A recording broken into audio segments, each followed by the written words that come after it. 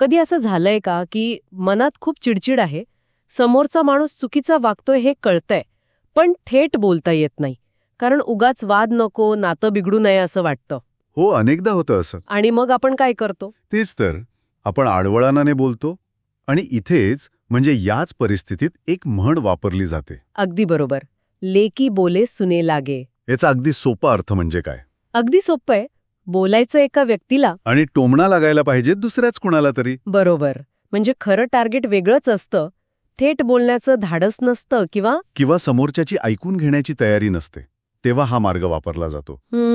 आपण एक घरगुती उदाहरण घेऊया का? म्हणजे पटकन कळेल. हो, नक्कीच. सांगा. समजा आई मुद्दाम म्हणते, आजकाल न घरातल्या कामासाठी कुणाला वेळच नसतो बघ. आणि त्याचवेळी घरातला मुलगा किंवा नवरा मोबाईलमध्ये डोकं घालून बसलेला असतो. अगदी. इथे कोणाचं नाव घेतलं नाही, पण संदेश मात्र बरोबर पोचतो. हो हो, हे तर प्रत्येक घरात घडतं. आणि हे फक्त घरातच नाही, ऑफिसमध्ये होतं नाही का? हो, नक्कीच. ऑफिस म्हटलं उदाहरण तर खूपच कॉमन आहे. तेच ना. म्हणजे समजा बॉस मीटिंगमध्ये सहज म्हणतात की काही लोक ना डेडलाईन कधीच पाळत नाहीत. आणि हे ऐकताच ज्याच्यासाठी ते असतं ना, तो माणूस असा खुर्चीत सरळ होतो. बरोबर. म्हणजे टोमणा थेट नसला तरी अचूक लागतो. एका अर्थाने ही म्हण म्हणजे भांडणं टाळण्यासाठी वापरलेले कम्युनिकेशन स्किल आहे असं म्हणता येईल. अच्छा, म्हणजे थेट बोलण्याऐवजी शब्दांचे बाण वापरले जातात. अगदी. पण याला एक दुसरी बाजूही आहे. काही तज्ज्ञ याला पॅसिव्ह ॲग्रेसिव्ह कम्युनिकेशन म्हणतात. पॅसिव्ह अग्रेसिव्ह म्हणजे?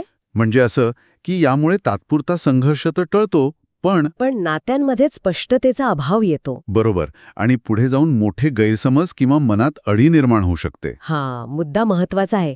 म्हणजे भांडण टाळायचे स्किल खरं तर नात्यासाठी जास्त धोकादायक ठरू शकतं. हो, कारण ज्याला टोमडा मारलाय त्याला थेट जाब विचारण्याची संधीच मिळत नाही.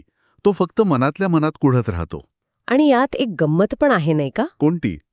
की सगळा खेळ ऐकणाऱ्याच्या हुशारीवर आणि त्याच्या आत्मपरीक्षणावर अवलंबून असतो. अगदी. त्याला कळलं तर कळलं.